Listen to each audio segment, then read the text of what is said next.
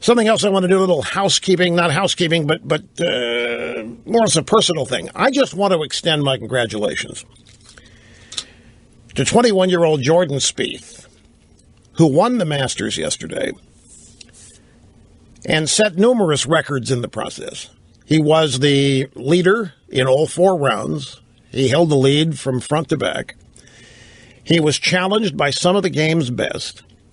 He has a mental toughness and commitment, obviously, that is extraordinary. But I can't tell you, I watched the whole thing on Saturday and Sunday, and I made it a point to hang around and watch the green jacket ceremonies. And I was just really impressed with the class and the maturity and the manners of this young man. It was actually inspiring for me. It was uplifting to see that we in America are still raising people like this, still producing people like this. I mean, you know that we are, but you don't see it as much. Our focus in pop culture media today is on victims and people to whom we are told we should feel sorry, people who've been victimized by one or other horrible aspect of this country. And it was just refreshing to see somebody who's well-mannered, raised well, loves his mom and dad and his sisters and brothers, and was devoted to being the best he could at the game, and has an attitude commensurate with championship performance. And it was just great to see. I was really proud. And I don't know this family. I've never met them. I don't even remember this young man from last year. I was thinking, they said he was in the final group last year. And I don't know what I was doing last year with the Masters. I don't remember it. I don't remember Bubba Watson winning last year. The thing that bothers me, though, I can't imagine not having watched the Masters last, but I must not have. Or if I did, my head must have been somewhere else, because I didn't recognize, until this year's Masters, I didn't think, I know, I'd never heard of Jordan Spieth. And yet he's in the final group last year. And I didn't know that Bubba Watson won last year. I knew Bubba Watson had multiple wins. So I spent a lot of last night trying to figure, where was I a year ago? What was I doing a year ago that I didn't know what happened at the Masters? That's unreal. Anyway, I at the same time, I want to congratulate Augusta National. They have their traditions. They are in the process. They modernize some of them, and they evolve on their timetable. They've been pressured to be who they aren't for a long time, and they hang tough. They have a tradition in this tournament that they have done everything in their power to maintain and protect. And despite what comes and goes in our country and our culture, the Masters is always what you expect it to be every year. And everybody who goes, every player who plays, has a reverence for the place and the tournament, and it hasn't changed. Its mystique, in fact, even grows.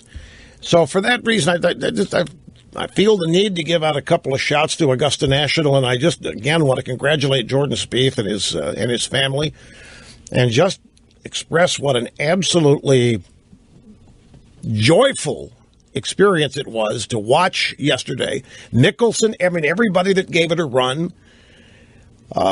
Tiger had his best golf in I don't know how many years in a round yesterday. I mean, everybody rose to the best, it rose to the occasion, and it was just a great day. And I felt, I don't know why, but I felt inspired by it, and I felt that when it was over yesterday, I made a mental note. I didn't have to write it down. I made a mental note to want to come in here and make mention of this young man. But what class? I mean, 21 years. I could not believe I was watching a 21-year. When I was 21, I had no clue. I mean, I'd left home. I'd been away from home for a year, but I didn't know anything. I certainly didn't know how to handle myself in front of cameras with microphones and report. I had no reason to either, but I had not any of the ability I saw in this 21-year-old. And then he's not the only one. Some of these young bucks on the PGA Tour also. I've played with them. Rory McIlroy and Ricky Fowler. They're all amazing. They're so much more mature than I was at their age. They know so much more. That obviously, as golfers, they've been around the world, which is explanatory. They all come from great families. They all have a great sense of tradition that they are hoping to not only capitalize on but sustain. So it was really cool. It was really cool. I'm not sure where I want to. Oh, I want to grab a phone call first before we go to the break because it's somebody. I started the program an hour ago by offering congratulations to Jordan Spieth, the winner of the Masters, and I admitted that this was the first year I'd heard of him, and he was in the final group last year, and I don't remember him. And I said, I don't remember Bubba Watson winning last year. And I'm trying to think, well, how can that be? I watch the Masters every year. How could I not know? And we got a caller who said that I do know, and it's Sam in Nashville. Hi, Sam. I'm glad you waited. Great to have you on the program. Hi. Hi, Megadino's Rush. Very good. Thank you. Yeah, I remember specifically, because it was kind of a big deal at the time, the media kind of went crazy about the fact that Bubba Watson, after winning the Masters, went to Waffle House, and that was a big deal on the left that he would choose such a place like Waffle House. But and you had a good time with it, I remember, on your radio show. So I wanted to just remind you of that you did indeed remember him. Yeah, I remember that now. Yeah, right. And that was the next day, or maybe a couple of days after the tournament. By the way, it's not tournament. When you talk about them, it's the tournament. The tournament. I mean, if you go to Augusta, if you get anywhere near there, you don't call it the tournament. That's a foreign language. It's the tournament. And anyway, he's right. I remember the press just went batty over the fact that here's Bubba Watson who won, I guess it was... Now, Sam, are you still there? I am. Was it his second or third green jacket last year? I'm not sure. I think it was his second. Okay. But he's won a few majors, but I'm not exactly sure. I think it was his second. Well, let's just say it's his second. If I'm wrong, somebody in the multitudes will correct me, as they love to do. Anyway, second green jacket or third, and he went to Waffle House. Now, there's a dinner Sunday night on the grounds for everybody. I don't know how traditional it is that the winner shows up, but I think it is. So I don't know when he went to Waffle House.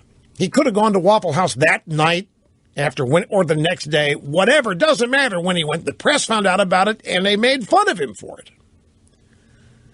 What is this? The Masters champion, and he celebrates at the Waffle House? Well, they did the same thing. Cam Newton, a quarterback for the Carolina Panthers, goes to Waffle House after games on Sunday, or something like the Waffle House. It might be IHOP. I don't know, one of those places. And they couldn't believe that. Here's a guy, a multi-millionaire NFL quarterback, going to the Waffle House after a game. Hey, I like it, he says. Me and my family like it. And that's what Bubba said. And Bubba said, you can feed a lot of people in there for not much money. So what do you mean? You just won the Masters. They haven't given me the check yet. Hey, these media people there are funny. But he's right. I do remember that. I just don't remember Jordan Spieth being in the final group. I don't remember him being in contention. I don't remember watching the Masters last year, but I had to have. So, well, yeah, there was a lot going on. Like what? Oh, come on. I would not have not watched the Masters because Russia was invading Ukraine. There has to be something else that was going on that on the Masters date last year because, I got the best memory in America. And I don't remember what I was doing a year ago on that day. And Bubba's got 2 green jackets. He won his second one last year. He went to the Waffle House on the Monday morning after winning last year. Here's William from Indianapolis. It's great to have you, sir, on the Rush Limbaugh program. Hi. Hello, Rush. How you doing? Very well, sir. Thank you. Good. I'm your same age, and I'm a golfer, and I go back to you with that mouse and the Pam in the trash can. Oh, shit. That goes back. That's back to day one. A couple of things. Watching that tournament yesterday, watching great strategic golf, it was like watching a young Ben Crenshaw. and I'm all fired up, and then at the very end, I channel surf, and I see Hillary's logo. And I thought, what is this arrow pointing to the right? I mean, I know that they do all sorts of studies. You know what it looks like? It looks like really it's the logo to the emergency room to me. I think this low information thing. It looks like a hospital emergency room logo. Hillary's new logo. It does. And plus it is pointing to the right, which is odd. Yes, it is. And I understand you used to say this political spectrum is a circle. And I thought, well, that might tie into that, but it's really interesting.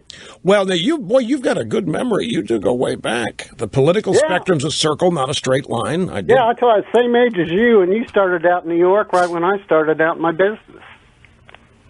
So you remember the mouse in the trash can? Yeah, you poor Kansas City, they didn't pay you nothing. And I remember when you were dating online. And you remember, no, I never did that.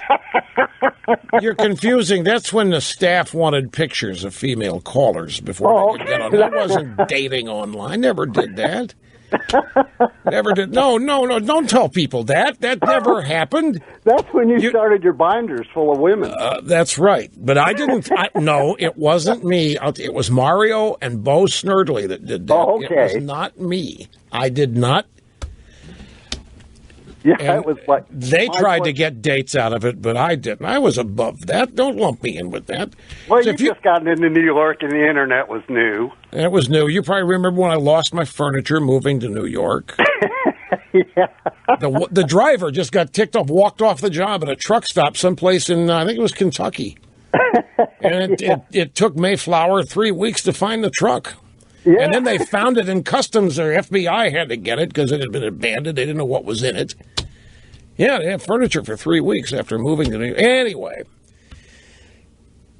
you mentioned Crenshaw. This is another thing. I don't quite know how to express this. Actually, I do. Let me be bluntly honest. Given the way things are in the country, I am well aware that if I tell you exactly what I felt and thought watching Crenshaw on Friday, his last round at the Masters, and everything that happened with that, his interview afterwards, and if I tell you about Spieth, what I thought of, which I did in the first hour, I guarantee you the left is going to come out and make these usual charges of bigotry and so forth. They just can't wait for it because they're going to think my comments are rooted in race, and they aren't. And that's how successful, in a way, the left has been in succeeding the notion of intimidating free speech. The reactions I had watching the Masters, both Friday when Crenshaw was interviewed and watching his final round and his final closeout on 18. There's no classier individual than Brendan Crenshaw, I think. And I've played golf with him a couple times. I've had a chance to meet him, and he's exactly the way he was. It's what the great thing about him. It's just a class individual. And my only point is it just stood out so much, whereas it used to be common. What we saw from Jordan Spieth, the humility and the respect and the reverence for what he had done and where he had done it, winning the Masters and all that, used to be common. It used to be common whenever we would see people, champions in sports or in anything else, interviewed. Now it's not. It's rare, which to me is a shame, but it's still comforting to see it. If you're just joining us, I had to open the program today with a congratulations to Jordan Spieth for winning, and I just had to make the observation that obviously he comes from an absolute wonderful family. It was obvious, and that his family has been a tremendous influence on him. Just a class individual, a humble individual, all the way through, respectful of what he had done and where he had done it, how rare what he had accomplished is, and yet he was brimming with confidence, but he was not braggadocious. You never worried about one offensive word coming out of his mouth, not one obscenity, nothing. And the same thing with Crenshaw on Friday. And Augusta, they've maintained their traditions. It's been a very tough thing to do because the forces of change have been tremendous in this country, and these forces of change have been arrayed against many of the traditions and institutions that define this country's greatness. And to me, it was just uplifting, inspiring just to watch this 21-year-old young man. Like I said, when I was his age, no way could I have... He came across as somebody who'd lived to be age 40, was that experienced, that seasoned, that mature, and it was just terrific to see. And Crenshaw, when Crenshaw speaks, he's automatically authoritative. He just commands respect. And you know you're listening to somebody of great character. And I had the same thing, same reaction listening to Jordan Spieth.